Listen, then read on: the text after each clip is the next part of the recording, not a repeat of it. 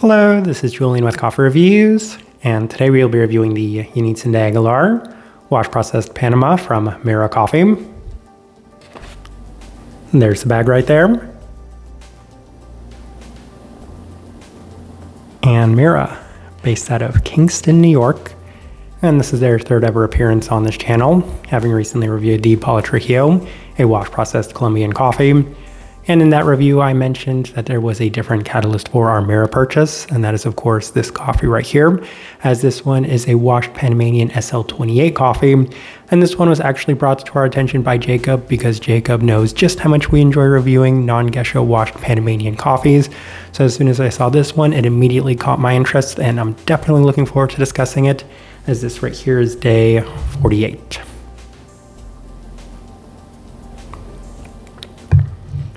And recipe we went with for this coffee was our standard recipe, which is a 16:1 water to coffee ratio, brewed at 96 degrees Celsius, about 205 degrees Fahrenheit. And I like this one best through the V60, which does indicate a more medium fine grind.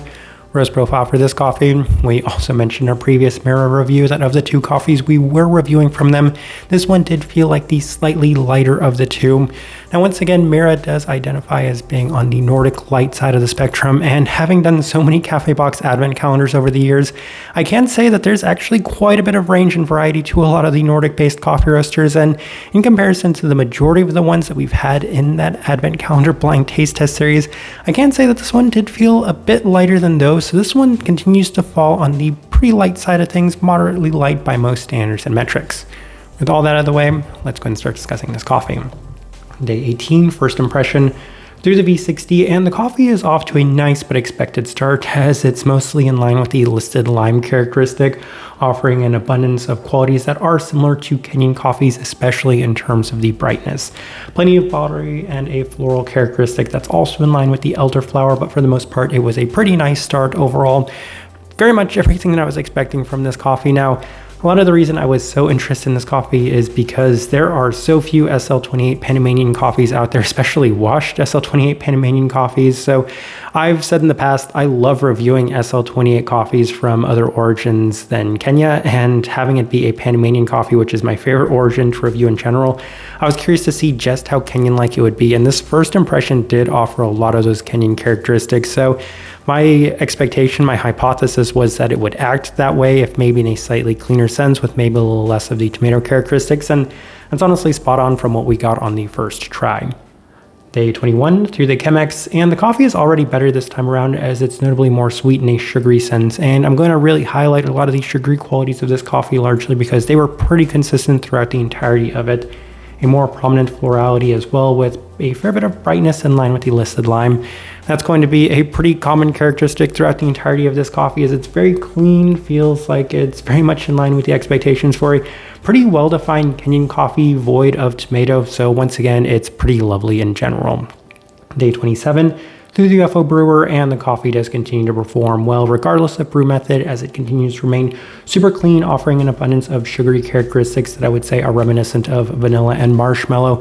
And it is worth noting that a lot of the non-geisha Panamanian coffees, the washed ones especially that we do review, seem to have that vanilla-like characteristic to them. I can think of so many coffees, even the ones that are maybe a little bit more developed, maybe a little bit more unique of varietals, they do tend to just always have that similar characteristic to it. And even with this one being an SL28 coffee, I could feel a fair bit of that to this one as well. Though once again, I was expecting a lot of sugariness to it, and I continue to experience that in that vanilla-like sense. Again, marshmallow, one of the primary characteristics in that regard. Outside of that, there's a little bit more of those Kenyan-like characteristics, as it's offering a slight tart and savoriness to it in a red sense. So solid day otherwise, I should say solid day overall. Day 30 through the V60 with Mirra's recipe, so 17:1 at 96 degrees Celsius, and it's still solid, if maybe not quite as clean and well-defined as some of the earlier days, as it's offering a greater focus on the tart qualities of this coffee, especially the listed lime, with still plenty of that vanilla marshmallow-like sweetness to it in a slightly less pronounced sense. So the entirety of this coffee always reminded me of Kenyan coffee. So when I'm highlighting those berry qualities to it, that tart sense to it, it is very much in line with the current qualities that you do get, or the cranberry qualities that you do get from a lot of Kenyan coffees. So that was also pretty consistent within this one. Day 36 through the Chemex with the same adjustments, and the coffee continues to perform well off brew as it's nice, but it's best around room temperature. And this is another great opportunity to highlight the differences between Mirra's coffees off brew and as they cool down. It has been common among just the 2 coffees that we have reviewed from them, as it's not always this way with most coffee roasters. Right off brew, it's one thing entirely different from the way that it is once it does cool down. Now, the Paula Trujillo was that way. Right off brew, it was very berry forward, and then as it cooled down, it was a little bit more fresh fruit forward. This one is extremely bright. It's extremely citric. It's extremely lime-like in that regard right off brew. But then once it does cool down, you're getting an abundance of those floral qualities to it, an abundance of that sugariness, that vanilla-like characteristic that I've continued to highlight. And that was pretty abundant within this day, as it does continue to offer plenty of the Kenyan characteristics right off brew. But as it does cool down, it's a much more clean representation of those sugary qualities to it as well. Day 39 through the V60 with our standard recipe, and the coffee does continue to perform well regardless of which brew method we are going with.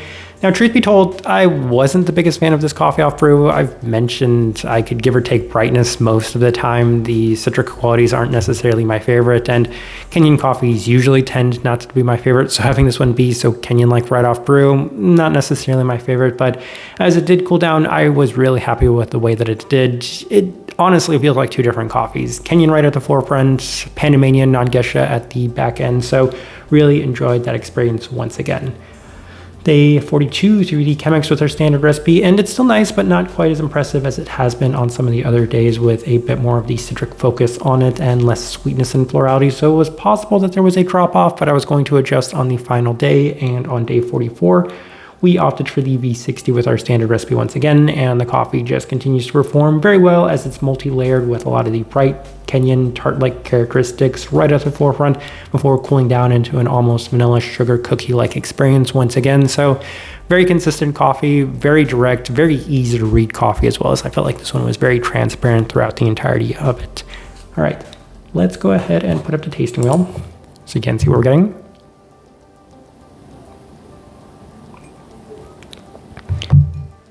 And we have quite a few level 4s. Let's go through this one. And I do feel like this is about as clean looking of a tasting wheel as you could expect for a Kenyan coffee. Now, obviously it's a Panamanian coffee, but I feel like if you told me this was a Kenyan coffee, I'd be like, yeah, it's a very clean and nice looking tasting wheel for it. Start with the cleanliness, level 4. Very, very clean coffee. One of the cleaner SL28 coffees we've had overall. I'm trying to think. I know there have been some very enjoyable washed Kenyan coffees we've reviewed over the years, but as far as this one goes in comparison to them, I can say that it does skew on the cleaner side of things. There was the SL34 that we reviewed from Leuchtfeuer a couple years ago that was really, really impressive, as it did offer a lot of the Kenyan qualities in a very clean sense. So I can say that this one was pretty close to that coffee, very enjoyable in terms of the overall cleanliness. There's a slight bit of that savoriness to it, which I can't help but shake throughout the entirety of this coffee. Even then, not enough to take away from it, as it's definitely justified at that level 4 mark, higher side of level 4 for SL28 coffees. Finish, level 4.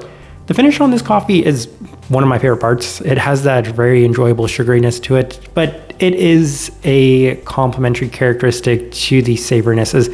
It does taste like a Kenyan coffee, honestly, and that's one of the main reasons I was so excited to review this coffee. Is I'm always curious to see if SL28 coffees are going to taste like Kenyan coffees, even when they are grown outside of Kenya, and this demonstrated that once again. So very interesting in that regard. Sweetness, level 4.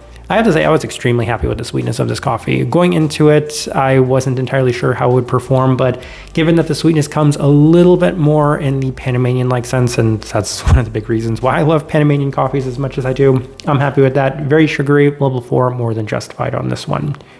Acidity, level 4. So I do know that one of the first note they have listed on here, actually, it's either the lime or the elderberry, but I think it's the elderberry, and that makes a lot of sense given that there's a lot of that tart brightness to it. So I don't know what elderberries taste like. I looked it up, and it has a little bit more of like a wine, darker berry quality to it, and I can definitely see that, especially in the way that the brightness does present itself. Interestingly for me, the Paula Trujillo felt a little bit more winey than this coffee did, but even then I saw a lot of the bright tart berry characteristics of this coffee, which explains why that's as high as it is, but also the citric qualities of it. So the lime, pretty abundant, pretty dominant within this coffee. Level 4, more than justified on that as well. Florality, level 4. Again, they have that elderflower note listed on there, so Not entirely sure what that tastes like, truth be told. I'm sure it's much more of an aromatic feel, but even then, given that there's a very strong floral vanilla quality to this one, and there are even some of those red florals to it, there's a lot of florality that's more than justified at that higher level 4 mark. So yes, definitely seeing the florality being justified in that sense. Berry fruit level 4. As mentioned, it's very Kenyan-like, so I can see maybe more of those currants, maybe a little bit more of the darker currant qualities to it, but it does have a red tint tone to it. As mentioned, cranberries, red currants, I can also see a lot of those. So level 4 definitely justified in that berry sense. Citrus fruit level 4. If there's one note outside of the Panamanian characteristics that's very abundant and very consistent within this coffee, it's that lime-like characteristics. It's a very citric coffee throughout the entirety. So level 4, where we opted to put that, way more than justified in this tasting wheel. Let's go through the level 3s. We just have a couple of them. We'll start with the stone fruit level 3. As I was drinking this coffee, I could not help but shake the feeling that it does remind me a little bit of an unripened plum, as it does have that slight sourness, that slight tartness to it that's reminiscent of those darker stone fruits that aren't necessarily to their full ripeness. So level 3, where I opted to put that. Caramel level 3, that's a big one. I mentioned there's a lot of sugary qualities to this one, and that's where I decided to put it in this tasting, was in that caramel sense, given just how abundant it was, and I really wanted to highlight just how much there was within this coffee. Body level 3, plenty of body, plenty of texture, fully expecting that within this one. May not necessarily be as abundant as it is within Kenyan coffees, but it's pretty close, so level 3 felt like a good place to put that. Savoriness level 2, I'll just mention that real quick, given that it's not tomato-like in any sense. I think that berries just have a little bit of savoriness to them. Outside of that, as I'm looking at this tasting wheel though, I do think it is a pretty good representation of what I was getting from this coffee. All right, so my overall thoughts and impressions of this coffee. I was very happy with this one. It was everything that I had hoped for, largely because I wanted to see how similar it'd be to Kenyan coffees, and given that it was pretty similar to Kenyan coffees while still offering plenty of the Panamanian characteristics, I had a expectation for this coffee going into it, and it was very much in line with those expectations in the good sense and in the unique sense. So the only thing I can kind of compare it to is the SL34 that I previously mentioned from Leuchtfeuer, which was a Best of Panama coffee. It did score very high in that Best of Panama competition, and that is one of the other reasons why I was so interested in buying that coffee. And I think that one was just a little cleaner, a little better defined than this coffee was, and that one skewed a little less in the super tart sense in the way that this coffee did, with the berry fruits and the citric qualities.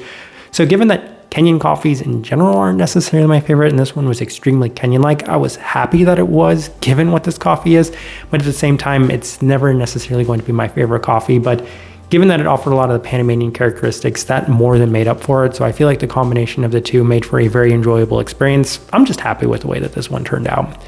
Type of person I would suggest this coffee to, if you like the combination of the two, if you like the tartness, the brightness, the berry characteristics of a Kenyan coffee, and you also like the sugary and clean characteristics of Panamanian coffees, this one's ideal. It's the perfect fit. It offers the best of both worlds from both of those two origins, and as a result, you get a very clean SL28 experience, which made it just a very enjoyable experience throughout. So that's kind of the best direction I can point somebody towards on this one, and also the best way I can leave this review. If you by chance had an opportunity to try this coffee, I'd love to know your thoughts and impressions of it as well. If you're enjoying the content, give this video a like, subscribe if you're not already subscribed. This right here has been a review of the Yenitzin de Aguilar Wash Process Panama from Mirra Coffee. Thank you for watching.